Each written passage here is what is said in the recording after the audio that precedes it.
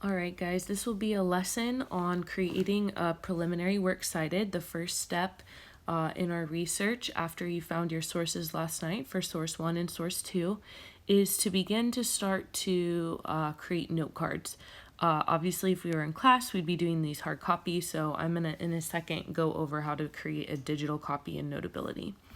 We're in step 5 of the research guide. If you're following along, we left off on page 10, so this starts on page 11. I'm just going to go ahead and read and make some notes, and then that way, in the fact that it's a YouTube video, you'll be able to go back, watch, and follow along, or pause or rewind as needed. We're going to go ahead and get started. I'll start reading. I apologize now if you hear fireworks in the background. My neighbors have been setting them off all evening, so just going to do the best we can in recording this video. Step 5, prepare preliminary works cited. One of the early tasks in preparing the research paper is to establish a works cited list, a list of primary and secondary sources which will provide information for the report. Primary sources include historical documents and literary works. Secondary sources represent the scholarship of others who have written books and articles about topics such as literature, art, and history. I like kind of highlighting these. Oh, for some reason my pen is not working.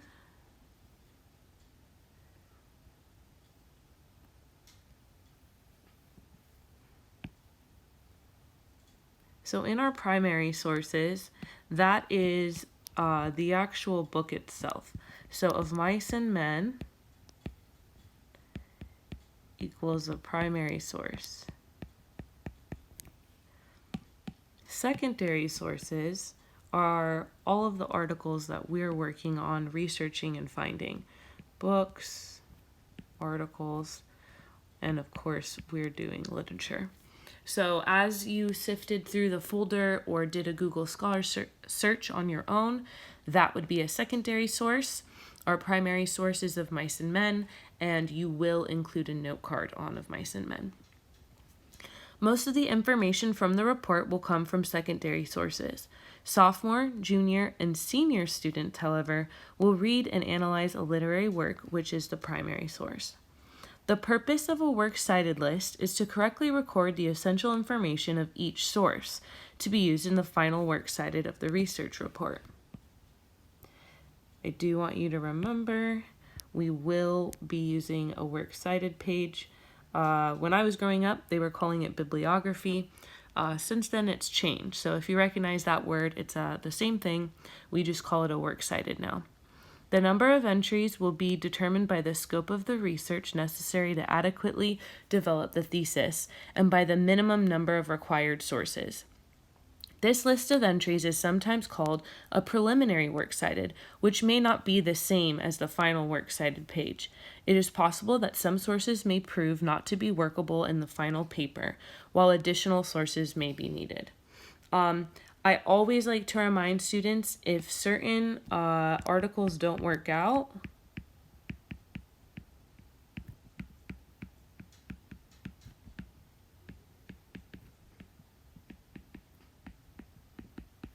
that it's okay.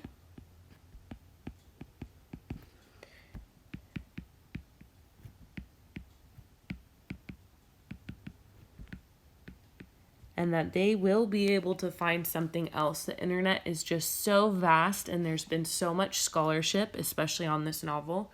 So if you're having trouble, of course, please ask me and I can help direct you towards a source that will be better for you. All students will need to update and revise the works cited list as the paper progresses. Some teachers assign students to complete a set of note cards while others require to type list. Students must follow the requirements of their teachers, and the note cards, obviously, if we were in class, could be of normal size. I'm going to have us do note cards, but we're going to do them digitally, so I'll go over that in a minute. Let's go ahead and scroll down to page 12. When you have your note card, you need to identify something here, either the author's last name or the keyword of the title. This would typically be if there's no author given. I also like to include a number, so I'm going to add that in blue so you don't forget. I think it helps to know, hey, I had 7 note cards, but now I only need to choose 5 of them for my final MLA formatted works cited. This is the format for a hard copy book, which we're going to do together in this video for Of Mice and Men. Notice we would add in note card 1. And then I like to add in topic of what it's proving. So whether your topic was racism or the American dream or whatever it is. Now, obviously, on the book, it's not going to have it. It's going to apply to both topics.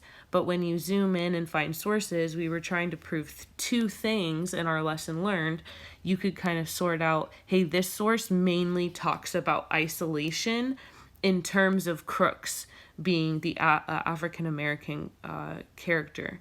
Or you might say, hey, this specific one talks about the isolation of Curly's wife and how she was super lonely. One thing to notice here is a hanging indent.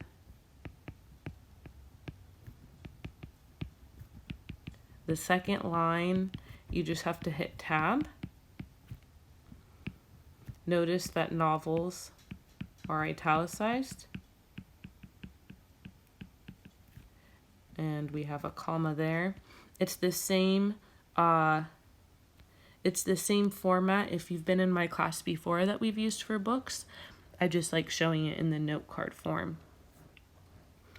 This right here is talking about that tab. The secondary lines are all indented. And then notice that books are italicized. This page gives us all the different kinds of citations. So I'll start at the top and go to the bottom. The sample I'll do with you guys in the video today is for a hard copy book. Whenever students use information from research sources, whether in the form of a quotation, paraphrase, or summary, it must be cited. That means telling where this information is found. While several methods of citation exist, the English department has adopted the MLA method as its standard. This method is called an in-text citation, and it makes the fewest demands on both the writer and the reader. A little off topic, but when you get to college, depending on what major you choose to participate in, there are different documentation and citation formats that professors will have you use. So MLA is an easy one. It gives you a foundation, and then when you get to college, unfortunately, you typically have to kind of learn and read the handbooks and figure out how to do those citations all over again, depending, of course, on what major you have. This document has a book, which we'll do together, a website. This is the whole website. Actually, this would be, this could be like an article that you found on a website. Notice that the container is the whole that includes parts. So for example, if you were looking at a magazine, the New York Times could be the container, but then there are various articles within that container. Notice the commas.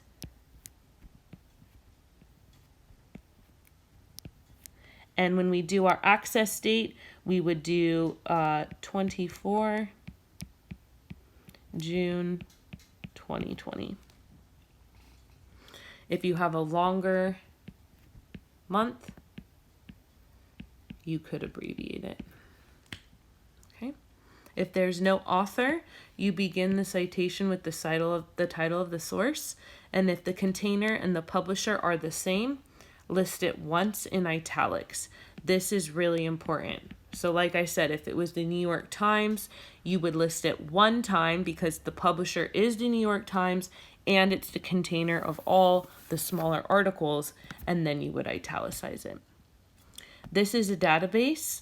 Some of the documents that I have in the folder are from a database, so if you need help with that, let me know.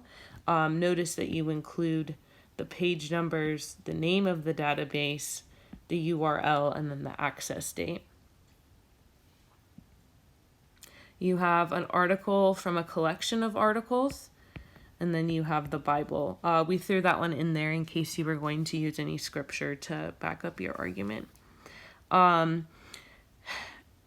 This is kind of a new rule that they came up with in the last couple years. When you used to include a URL, you had to include that part. Now you can take it out. The word omit means to take out.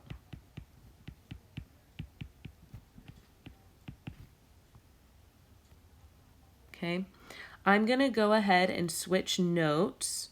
I'm going to hopefully be able to access it. Give me a second.